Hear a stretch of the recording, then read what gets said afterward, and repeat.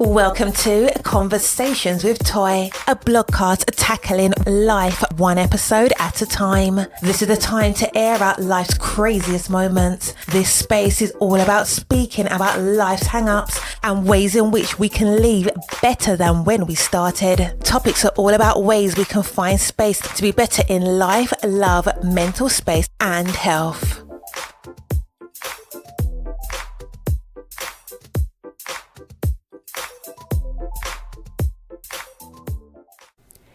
Happy Friday.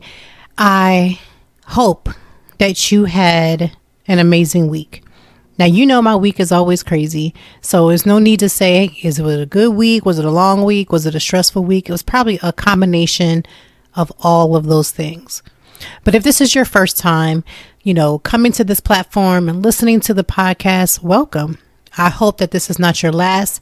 Please make yourself welcome. There are over 80 episodes and they cover all different topics. We talk about dating, talk about marriage, relationships, self-care, mental health, life with or without children. You don't have to have kids.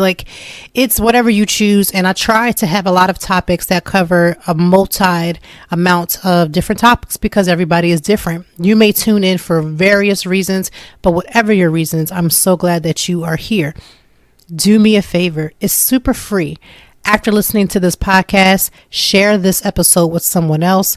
In addition to sharing with someone else, make an amazing review. Listen, I love reading your reviews. I'm going to try to start reading your reviews starting next week. So if you want me to listen or read your review, go ahead and put one in. We do already have several in that I will read.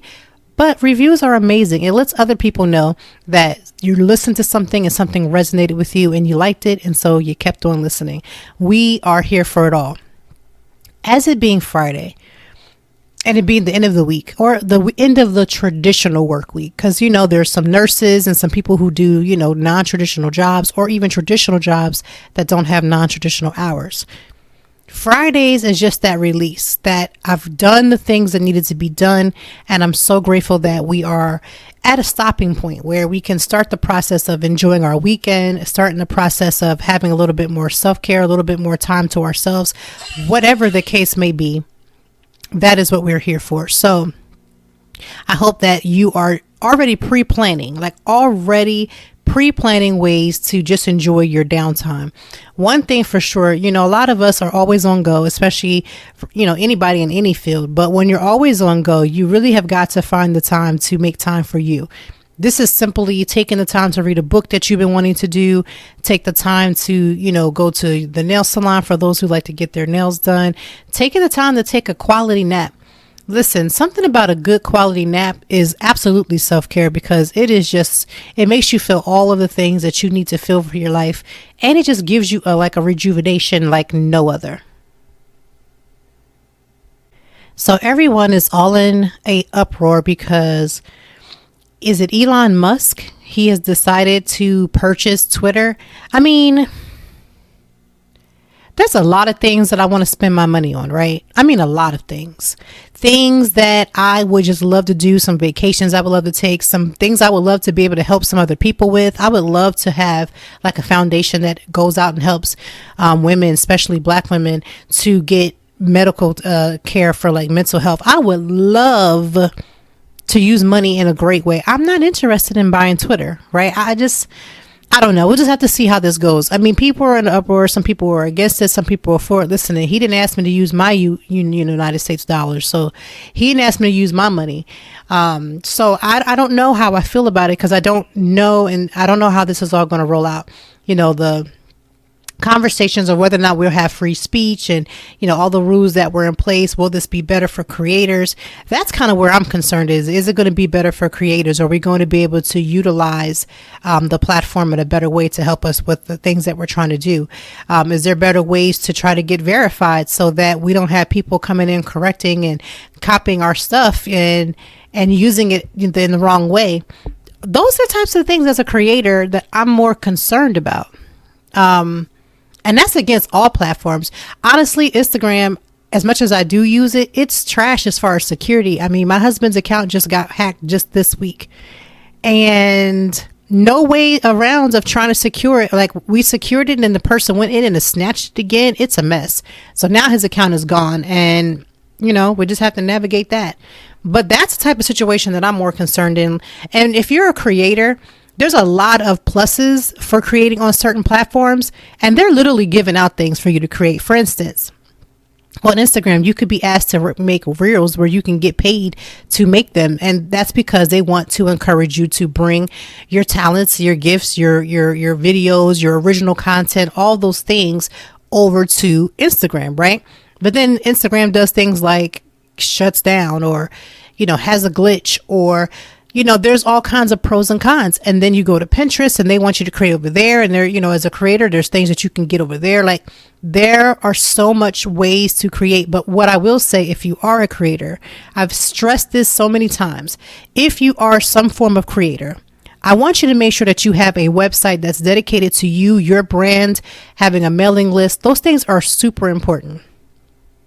For instance, there are people who uses the title of blogger that don't have a blog. A blog is a dedicated page on the internet, on a website, that brings people to where you are speaking about whatever topic. Listen, there's a blogger for everything: a travel blogger, a fashion blogger, a food blogger, a lifestyle blogger. I mean, there's bloggers for video games. There's blogs for everything. So you could be a blogger over something that you just have an interest in, right? But you got to get a website. You have to own some form of something, a website that you can control the stuff that goes on it, that you can control the tempo, you can control your voice. You have to have that. So many times I see many people that are creating these things and they're only concentrating on using social media. Listen, I blog almost every single day. I don't even put out every blog on my Instagram or my Twitter or my Pinterest or my Facebook, because my bread and butter is having people come to the website. As at this particular point, I'm already over $500,000. I wish 500,000 views on the blog already. Last year, I made the triumph of going over 1 million views a year, and that to me was amazing because I put the concentration of keeping the blog on the blog and using social media as a way to bring people back to the blog. And I think people don't understand that is the real concept.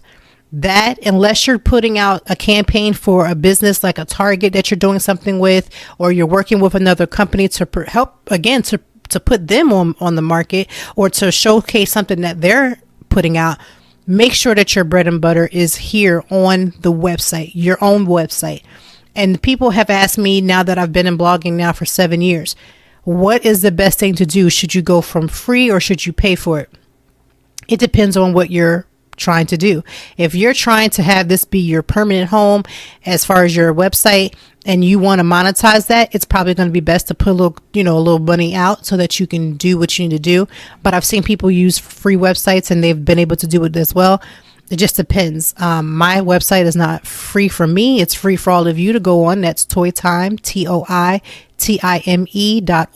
It's free to you to go on there and get resources. But for me, I have to maintain my site. But in the beautiness of maintaining, it's like I pay to play. You pay to play, right? So get a website.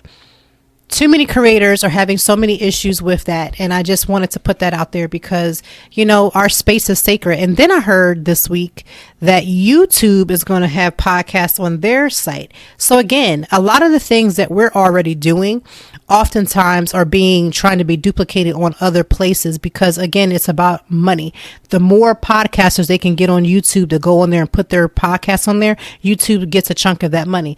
The more people that are creating on Instagram or Pinterest or any of these platforms, it gives them more money. You have to find a way to leverage things for you so that you can make money.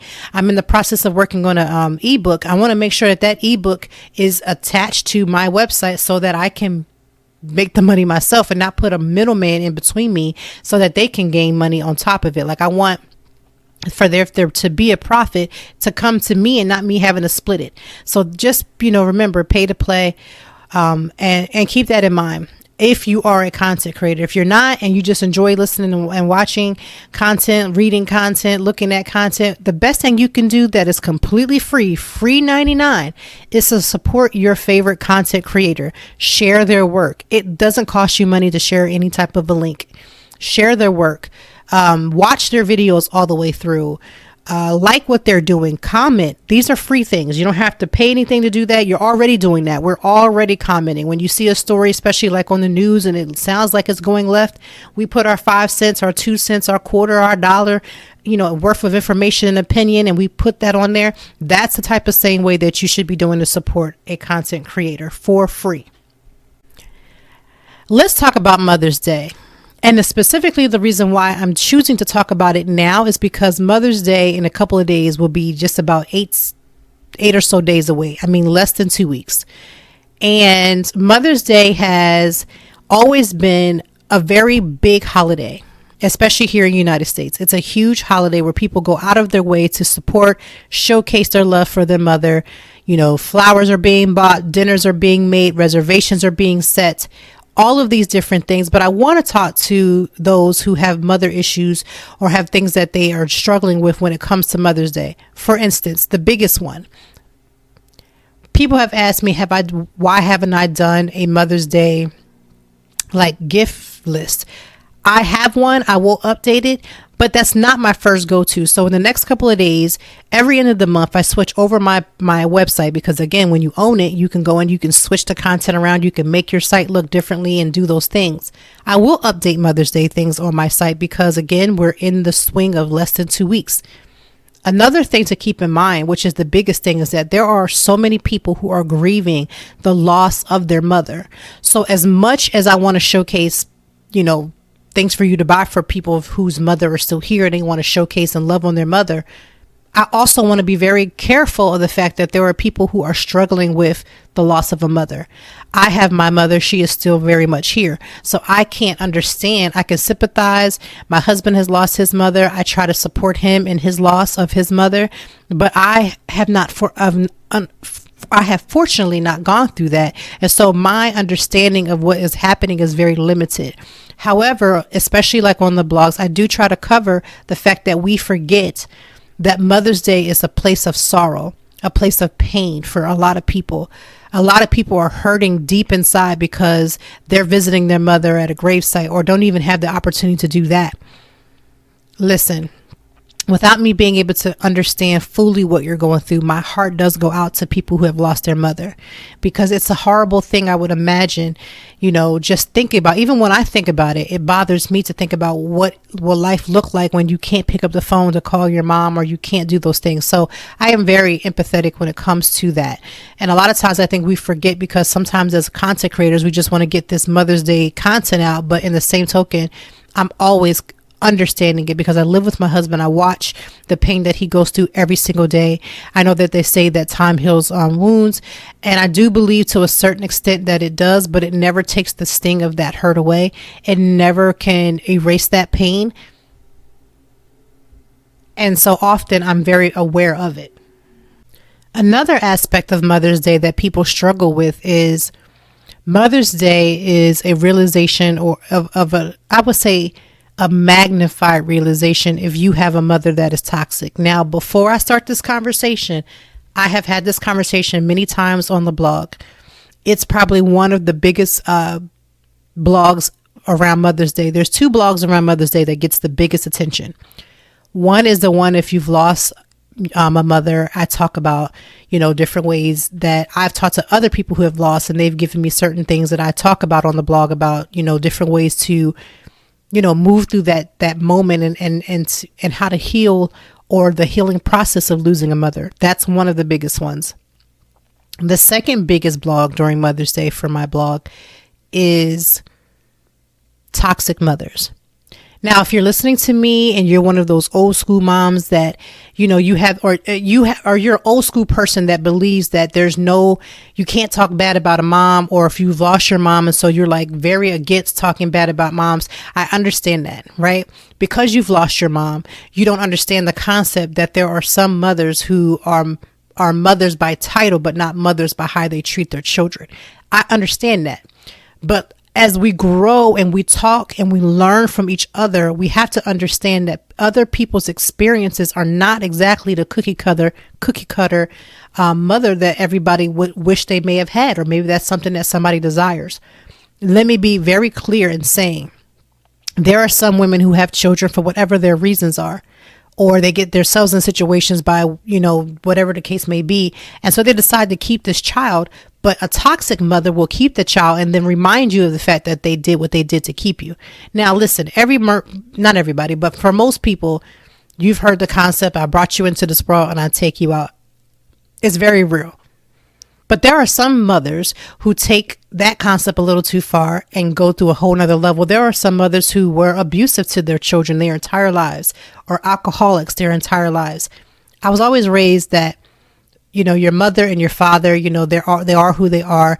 And again, you try to give them as much as respect as you can. But we also have to be cautious of telling people, well, that's your mom, right? We tell people all the time, well, that's still your mom. Yes, on paper, in life, in emotions, that may be your mother. But if your mother is toxic, if your mother is jealous of who you are and the things that you're accomplishing, if your mother is the type of mother that's, been abusive, is distant, who takes favoritisms with children, you may have siblings. And so she never felt like you, amounted to anything, no matter how great your lifestyle may be. And so she'll put you down at every type of second, or she'll just be very dismissive of any accomplishment or anything that you have going on your plate. These are what we consider to be toxic mothers. There are mothers out there that operate like this every day of the week, every day of the year, and then expect to be upheld on Mother's Day. They expect the flowers, the roses, the candy, all these things. And yes, they have their own lives, right? They have their own lives, their own set of traumas. But oftentimes they don't get the help that they're supposed to get for themselves.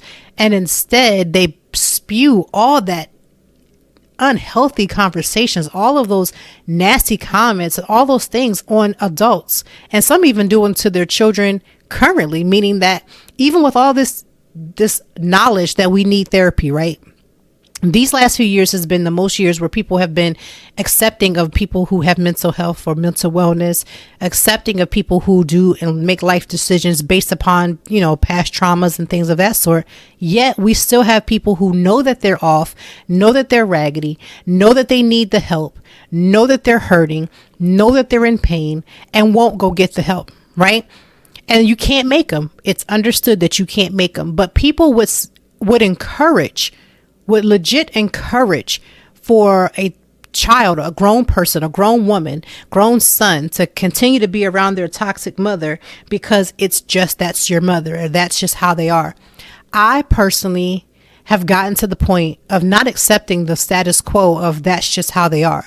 I had a family member, I won't say their relationship to me, but that family member was very vile, said things that's off the cuff, ignorant, rude, and made a comment about my children's skin tone. And when that comment was made, I said something, addressed it, and then everybody was just like, well, that's just how they are. I was like, not on my watch. Because why would I allow my child or children to be in the presence of somebody so vile and don't even at least correct it? I didn't consider that my correction would change their life, that they would all of a sudden change. But I have children that are listening, right? I have children that are watching. And for me to not correct it, for me not to stand up and speak up against that, would then basically high five that behavior and sets the tone that my children are not as acceptable because they're brown skin. Like, where we do that at, right? Black folks come in different shades. We not finna go through this light skin, dark skin foolishness. Not on my watch, right? So when I said what I said, things were said and things happened, I kindly packed up my crew and we left. And I got messages and text messages and phone calls and messages like, I can't believe you did that. And my response to that is very simple. I am not in the position, or do I want to be in the position, to keep myself in a toxic situation, to keep myself around people that are just willing to be negative. I don't have to. And it's my choice, right? This my crew. Like, I came in with a crew now. Like, when I was a child, there were things that were said, and there's always things that are said as kids that you can't control. But when you become grown, and you got your own house with your own key and a gas, a car with a gas tank that you put gas in it, you can leave any situation and you don't need anyone's permission, high five, inclusion, acceptance, or any of those things to leave a situation. My husband and I have a code word that he and I both use if we're in a situation, whether that be family or friend, and it becomes too much for one or more of the partners. We use this word and it's time to go, right? That can be used if he's around my family and friends. I can use that if we're around his family and friends. It does not begin to matter. I refuse at 40, almost 41. I'll be 41 on the 10th. Why in the world would I allow myself to continue in an uncomfortable position anywhere? That's like people who have children. If your children are expressing some level of discomfort, and especially where it comes to an interaction with someone, you got to allow people to trust their gut. Like something is wrong. They should be able to say, I don't feel comfortable. I don't make my kids hug people and engage people, because people, you got to go by people's spirits. When they put themselves out there, you feel things, right? If I tell my child to go hug sister so-and-so or cousin so-and-so, auntie and uncle so-and-so, and they make my child feel uncomfortable, by making my child hug them, I'm setting the tone that when you're in a situation where you're uncomfortable, you just stay in that. And that's a no for me. Now, that's not the way that we were raised in the old school way. Old school way is when an elder or someone comes into your presence, you are supposed to not only acknowledge them, but you're supposed to hug them and greet them. I believe that my children are supposed to be super respectful of which they are. They can greet somebody when they come into their presence, because I never believe in walking in no one's home or being in somebody's presence without speaking. That's crazy to me, right? But to hug and to physically engage, now that I don't agree with, because our bodies are our bodies, and we need to teach kids how to have autonomy over themselves. And you got to stop teaching kids that they're supposed to have autonomy only when it becomes strangers, because we all know now we're not of the old school mindset where we have this blinders where we believe that the only people that are molesting and bothering kids are strangers. 9 times out of 10 is going to be a family friend, somebody that you know, a cousin, somebody in your family or friends that child has gotten used to being around because you've made them hug them, and then they put them in this uncomfortable situation, and then we want to act like we don't understand. Autonomy starts at the age a child can talk, or the age a child can engage. You have to teach them that. But back to moms. There are toxic mothers. There are mothers who are horrible in every single way. I have never taught or said anything to anybody to tell them to outright disrespect their mother. I would never tell somebody to do that. Even the toxic mothers, you don't have to go outright to disrespect them.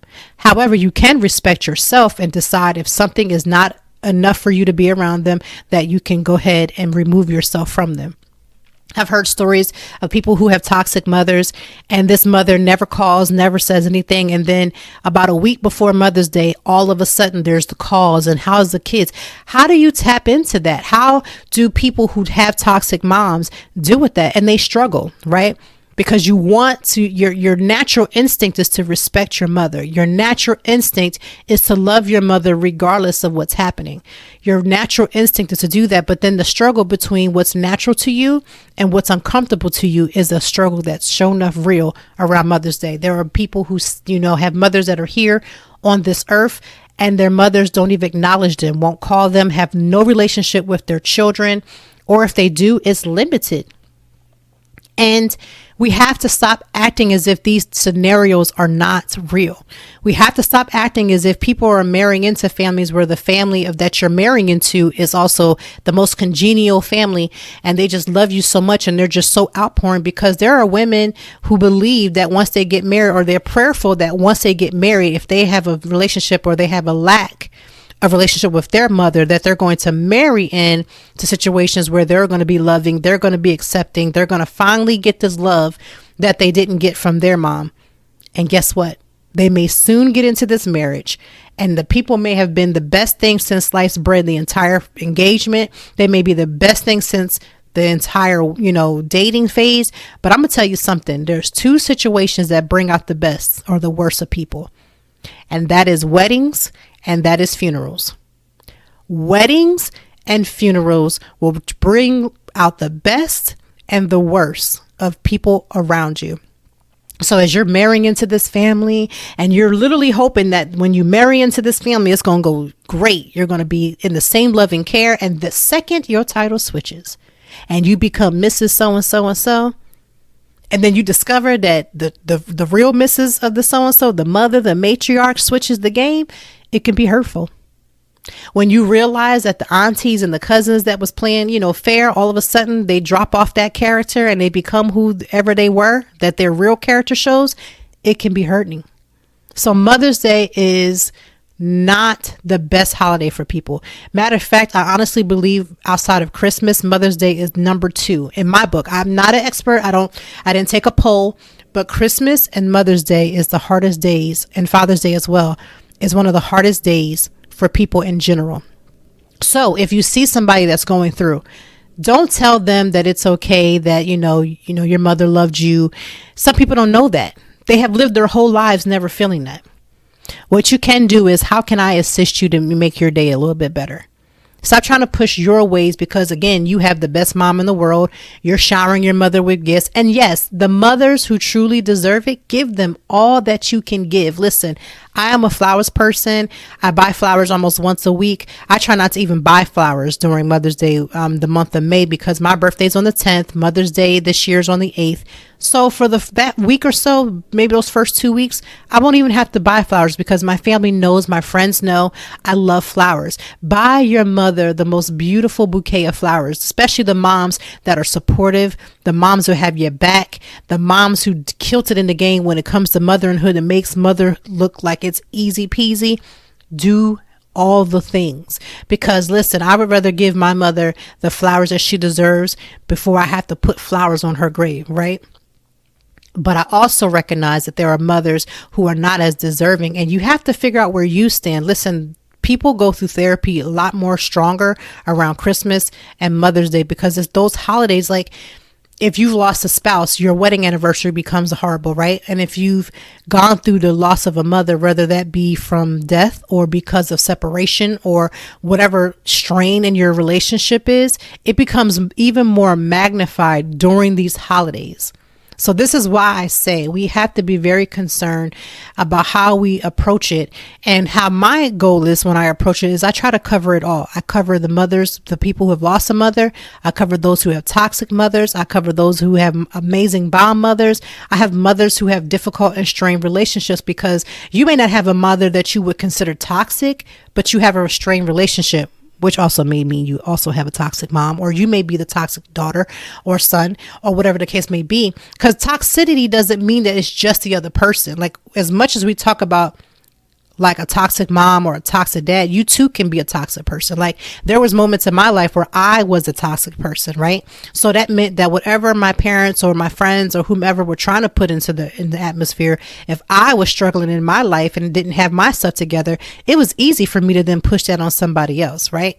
But when you can see clearly, when your heart is clear and you've gone to therapy and you've gotten your life together, it's okay to call a spade a spade. But in calling a spade, you may realize, I'm really struggling with this.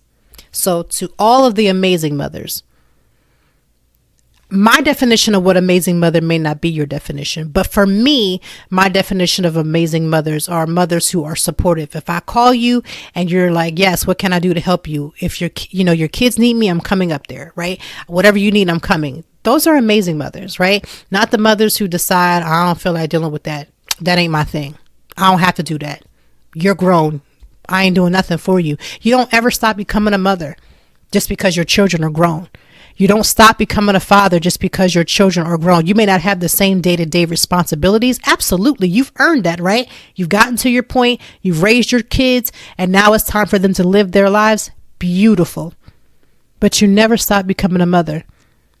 If you're a mother and you are a mother of grown people and you're still acting as if you don't have to do all of that, I'm going to give you this little bit of advice. Your kids probably think you're toxic. I just want to put that out there, because when you think about when a mother does, she just has her heart is open, right? I'm not telling you that if a mother should give up to her last knowing that her child ain't no good. I ain't saying that, right? There can be boundaries on both sides, from the child and the mother. But a mother's heart will do the things, especially when it's no harm going on, when there's no drug uses and going on. You're not just giving to a child or a son or a daughter and you know they're about to mess up. And even in that, you can use wisdom, but to just have the blanket, I ain't got to do all that. This ain't my body. I don't got to do all that part of motherhood, those types of moms, it just doesn't resonate with me. right? And there are times, even as I am a mother, I make sure that I'm not pushing my kids away because I'm on my phone or I'm recording a podcast or I have to get this long list of things done. And so I'm only like engulfed in my phone. I'm only engulfed in the things that have to be done because kids, whether grown or children, remember those moments the most.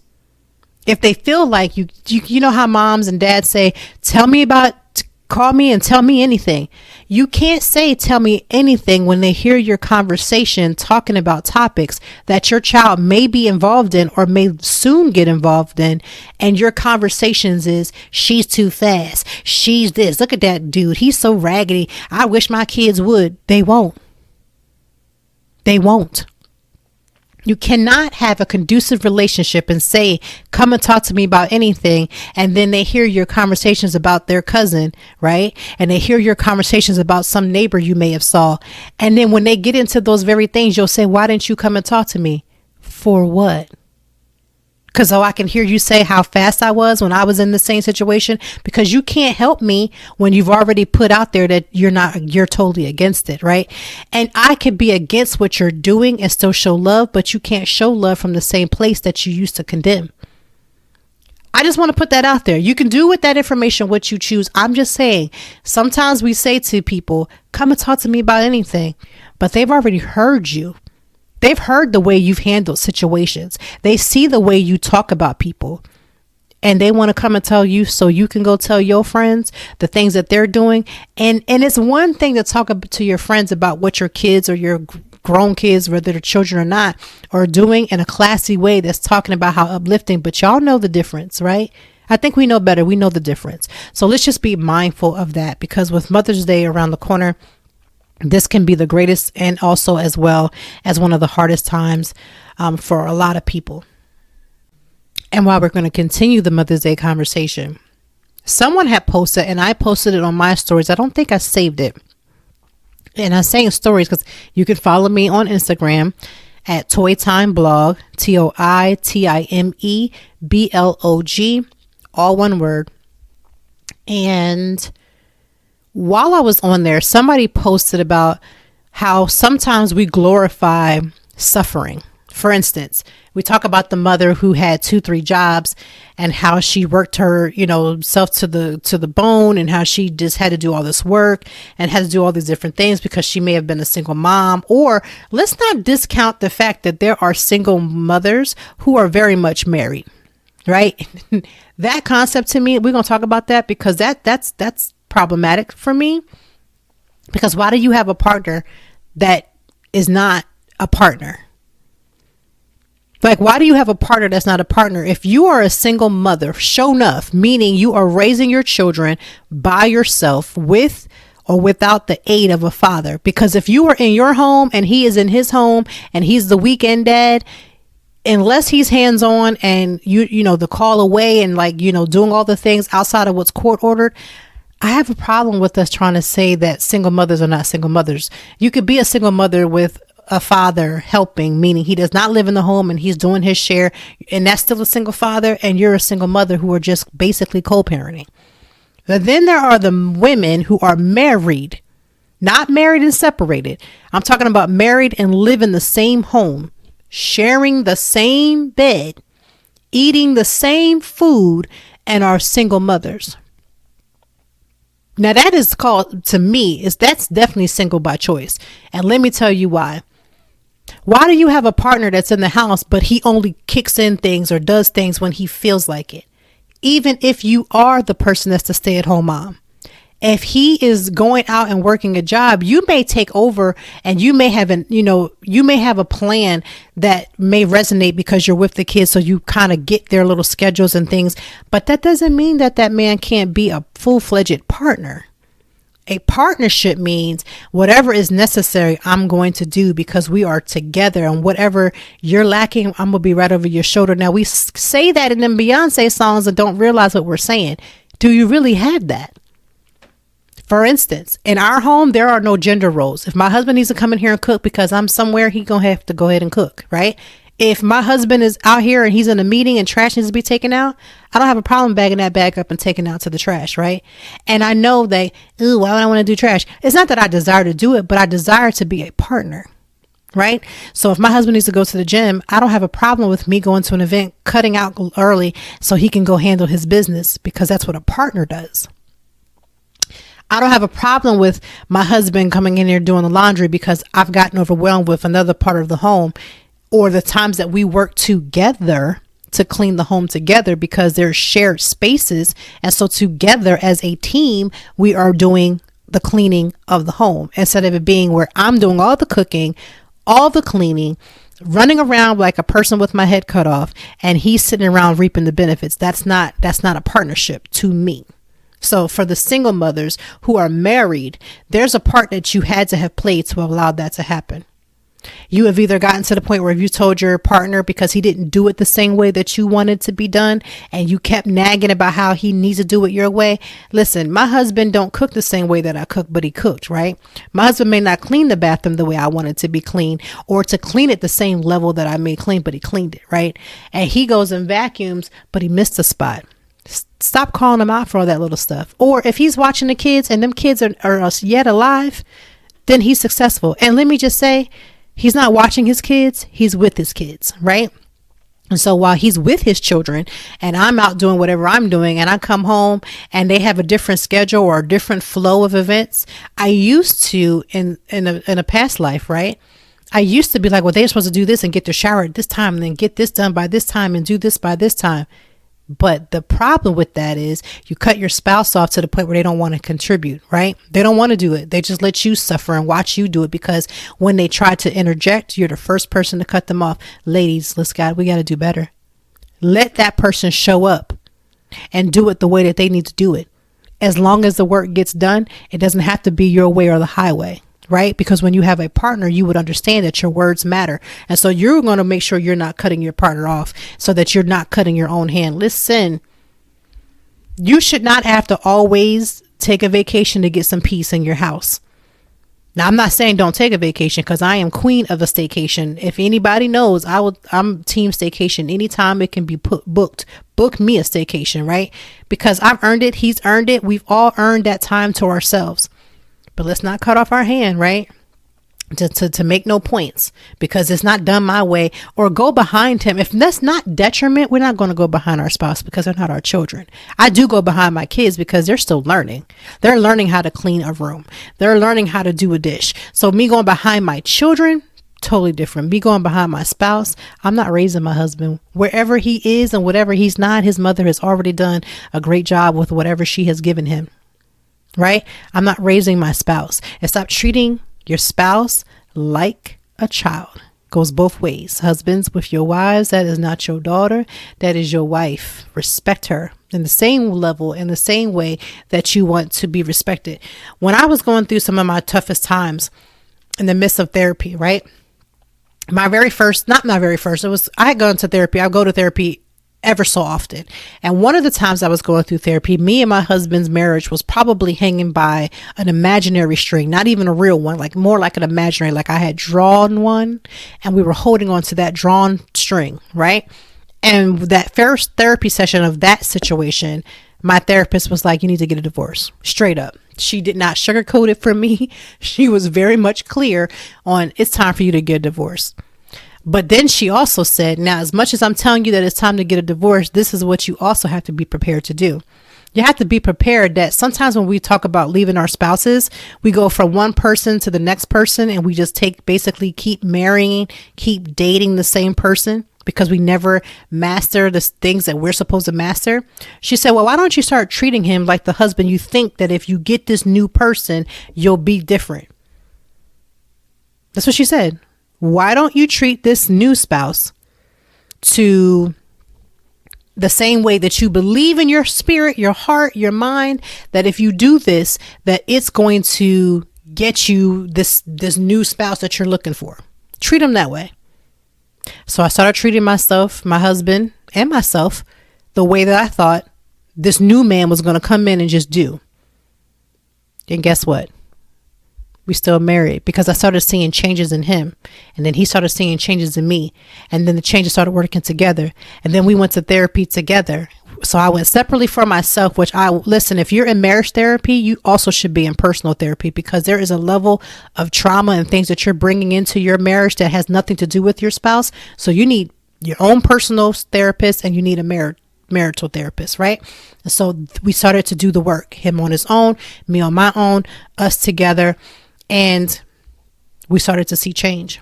And that's when I realized that I had to have a partner versus just a husband. Some of y'all going to get married, you're about to get married, or you're thinking about getting married, or you just want to be in a partnership, but you have to be a partner to be in a partnership. Two people that are willing to do whatever it takes and bringing in the same level of energy. And when one energy falls, somebody is willing to pick it up, and vice versa.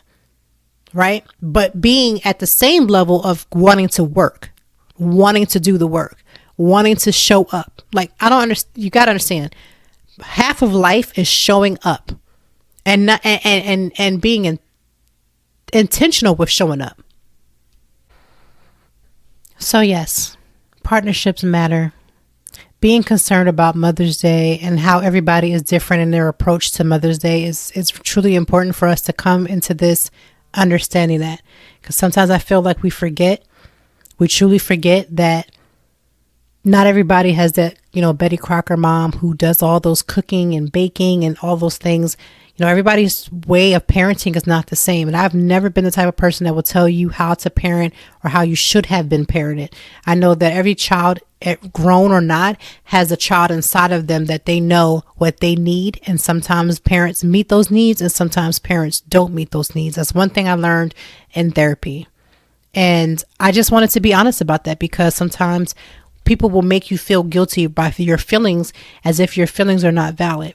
And although you cannot live your life based upon feelings only, you do have to make sure that you are very consistent in the fact that, yes, your feelings are going to be what they need to be.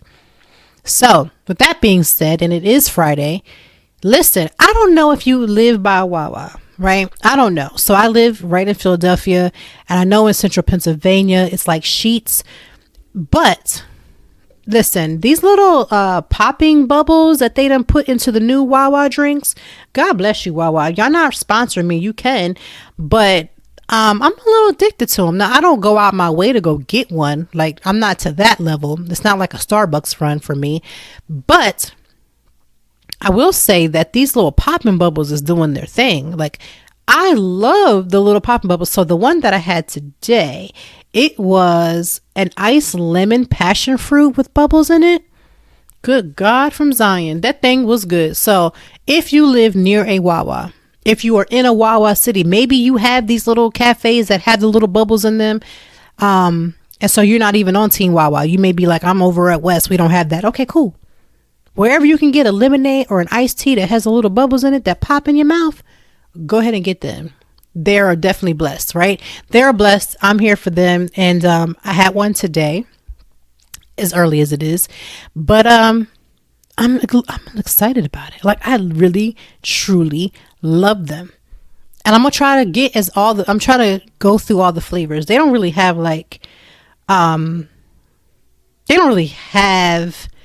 I would say,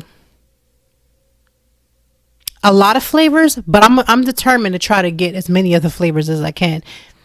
I don't think any of the ones that I've had, I haven't had a bad one. So, I'm all here for that. So this week has been long, as it always is. This week has been stressful, as it always is. I actually got sick earlier this week because I had like a little 24-hour bug. Thank God. Praise be that I had already done some of the blogs kind of ahead of time. So it didn't really look like online. It did not look like I missed a beat. It looked like I was perfectly fine and there was nothing going on, which I love to do because I need to be able to be in the moments here at home and the moments here in my life versus being online. So I love the ability to put little things up a little ahead of time and schedule some things. So that's what I had done, but I was really in here looking like a hot mess. Your girl was in here struggling, looking like who had done it. Hair wasn't even combed. I had on a hoodie, some sweats. I was sweating. I was hot. I was cold. It was a mess. So I was sitting up in the blanket. It was Thank God for God, because I'm telling you right now, I looked a hot mess. However, I will say, thank God it was only 24 hours, because I don't think I could have done that many more days. I don't know where it came from. It could have came from the fact that, I have 3 children. They're like little petri dishes. So they could have had something going on in their school. I did do an influx of going to like restaurants and things like that. It could have been that. I don't know.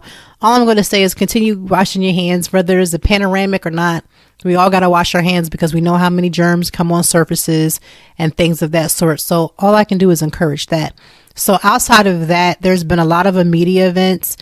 And now that we're stepping into May, listen, so starting on May 1st, I do a 10-day celebration. It is called Toybration. And the reason that I do this 10-day Toybration is because I want to be able to celebrate me the way I want to be celebrated, right? So growing up, I didn't always get like the things that I wanted.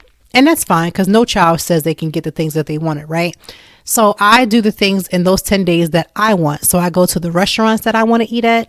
I have little treats here and there throughout those 10 days. Like I may go to Starbucks and have a certain drink or whatever. It's nothing, don't have to be majorly big, but one day, every day for 10 days, I do something for me, right? It's like the ultimate self-care of 10 days. I look forward to the Toybration. It's so crazy. My family knows I'm on Toybration. My friends know I'm on Toybration. So I will, link up with some friends and hang out. I go to some restaurants that I have on a list that I haven't attended. I will treat myself to like a massage or some type of something. But for 10 days, one activity, at least one per day, is done in those 10 days. And then when I get to my actual birthday, my family literally comes in and they celebrate me. My husband does an amazing job making sure that I am well, gifted up. And listen, I love gifts. I know people be like, I don't like gifts and I don't want that. I didn't say that. I like gifts. I like candles. I like cups. I like all kinds of different things. I like things that are just because you thought of me. It's the thought and then wrap it up nice. Like I love gifts. I like opening gifts. I like all those things because it's not about the gifts. It's honestly just about the thought, right? But I love gifts. I like opening things. So my husband does an amazing job that on the 10th, every year that we've been knowing each other, he has made sure that my birthday has been special. So I already know. I don't have to think about it. It is what it is. I'm grateful for it. And then, of course, I was actually born on Mother's Day 41 years ago. So every so often, my birthday falls on a Mother's Day. This year, Mother's Day is on May 8th, which is 2 days before the birthday. Normally, the one year that my birthday was on Mother's Day, that was very tricky because I believe my mother-in-law was alive during then. So trying to space out like time for her, time for me, separate gifts for the birthday, separate gifts for Mother's Day. Yes. Like people who have birthdays on Christmas, I can't imagine because I want separate gifts. I don't want everything wrapped up in Christmas paper, right? That would be me. But for Mother's Day, when it does fall on the same day, and has happened quite a few times, I get separate gifts for my birthday and separate gifts for Mother's Day. My husband, again, he's great. He understands the assignment. He gets it. So I never have to worry about my birthday, but I am a twin.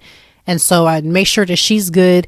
This year, she's going to be, doing her travel bop and doing her thing, loving life and doing all the things. So this year is going to be different. I think this is probably going to be the first year where we may not talk on our actual birthday. So I'm definitely going to find a way to link up with her, like when she gets back and try to, do a little something. Because as much as we are twins, it's hard. Like, we do a lot. We do a lot together. So that I will be doing to make sure, like I said, that, all is well for that and getting ready for the Toybration. So what's the weekend looking like? My youngest is having her first communion. So we are preparing for that. The weekend looks like some relaxation. I have probably a nail appointment and one event on Saturday, nothing on Sunday. So it's looking like rest. It's looking like I can switch over the winter clothes to the spring. Listen, this week has been a little weird with the weather because at some points the weather was looking like it was going to be nice and warm and it was going to stay that way.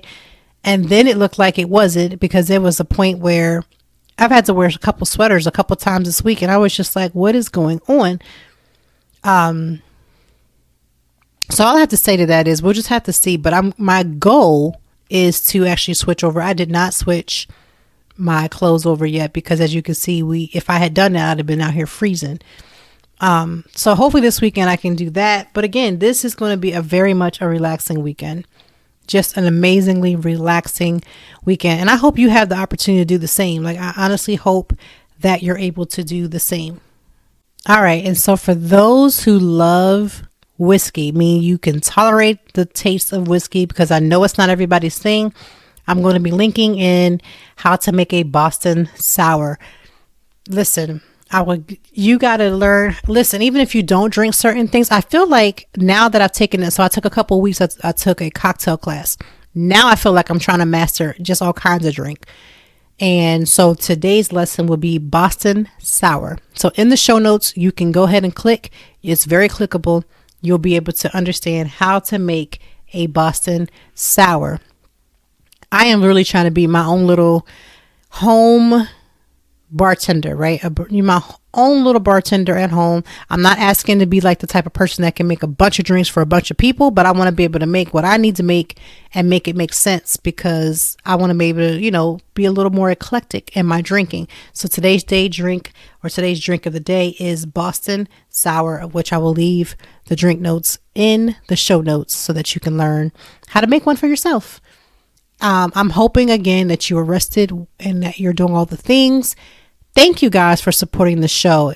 My show made number 6 in wellness. I'm super excited for that. So that's only because of you guys, because you guys were supporting the show. You're listening. You're doing all the things. I appreciate that. We will be back next Friday. We have a guest, and we'll have guests for the next couple of weeks, as well as our sponsors are back. They really didn't go anywhere. I just had to take a break because, doing sponsors on the show is a lot. You got to make sure everything is right. You got to do everything a certain way. It's not as, it's easy. It's not like it's hard, but, it is what it is. I've been enjoying that break, but we are back with our sponsors and all those different things. So expect that to pop off starting next Friday. I will be away doing some vacation-y type conferences, type travel in the next couple of, pretty much from here until the end of summer. However, the podcast will not suffer. We will be making sure the episodes are geared up and ready for you, so you don't have to worry about that at all. And if you want to know where I'm at or what I'm doing, you'll be able to read the blog after the fact. I never post in real time when I'm actually somewhere or where I'm at in real time, because safety is of most paramount. And I'm going to also include solo traveling. So if anybody's listening, whether you are single or solo by choice, or you just happen to take a solo trip, meaning you went somewhere by yourself, I'm going to include that, because as the weather is turning and everybody's booking, I want you to be safe. Certain things you should and should not do, certain things that you want to grab and have at your expense. Make sure you have that, especially if you're staying at hotels.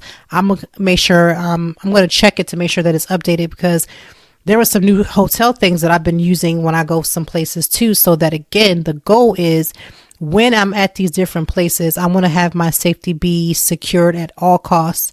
Whether I'm traveling with someone, with my family, or by myself, I try to carry these things with me, because there's just some tricks and things and some gadgets that are worth buying. I know that everybody's like, why we keep buying gadgets? Because these gadgets are where it's at. Some of these gadgets were made because they want to keep our safety at most paramount, and I'm here for it. When I'm traveling in the city, I want to have certain gadgets on me so that I can try to keep myself safe, right? It is what it is. So have a great weekend. Thank you for tuning in to Toy Time, Conversations with Toy. Thank you for those who transform themselves from the podcast to the blog. Welcome. You're more than welcome to join us there at any given time, and vice versa. Make sure you review the show, share the show. It's free 99. Make sure you support your content creator. If you're struggling for Mother's Day, I am one person that you can honestly say that will support you and understand what you're undergoing through, because a lot of people don't get it. They just want to post out sales.